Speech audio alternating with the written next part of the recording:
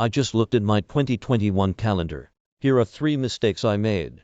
There are plenty of planning strategies around the new year, setting a handful of key goals, for instance, or identifying a word as your mantra for the year. Author Tim Ferriss suggests something slightly more labor-intensive.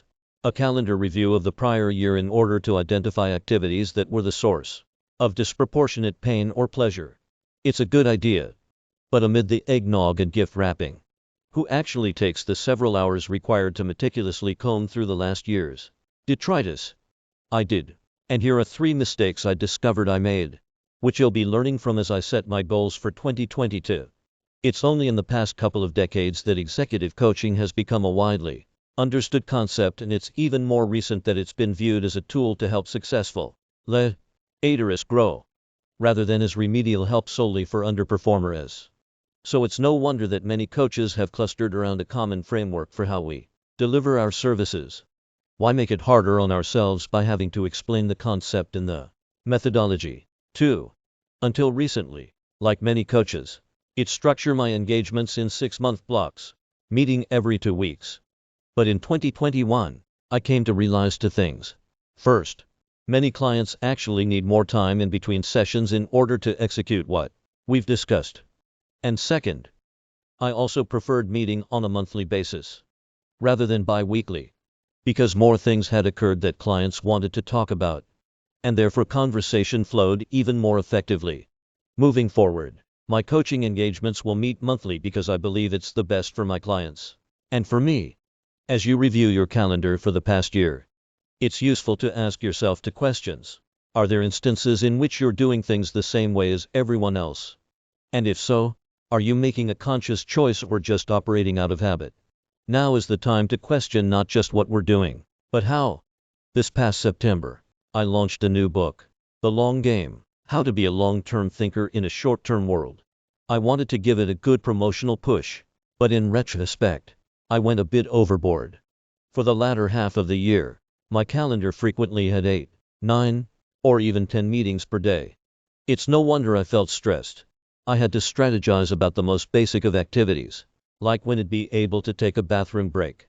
For most of us, there'll be clutch times when we need to focus intently on workbook launches, or tax season for accountants, and the like. A few weeks would probably be acceptable, but it certainly shouldn't last an entire half year.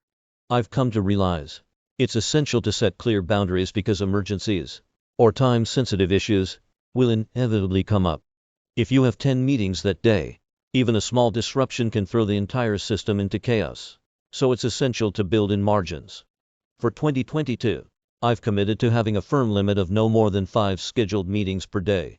I may end up taking more meetings if the need arises, but at least I'll have the space in my calendar to allow for it. Reviewing my year-end calendar, I identified several companies with whom it had protracted discussions that went nowhere.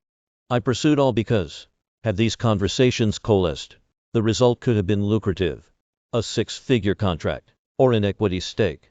But the leaders didn't seem to know what they wanted, so we swirled endlessly. Earlier in my career, it probably would have been worth my time and effort to pursue. Regardless, since you never know where it'll end up. And it could be exciting, or a learning experience. But as you advance professionally, it's important to recognize that you have less time to waste and you can't afford to endlessly see how things play out.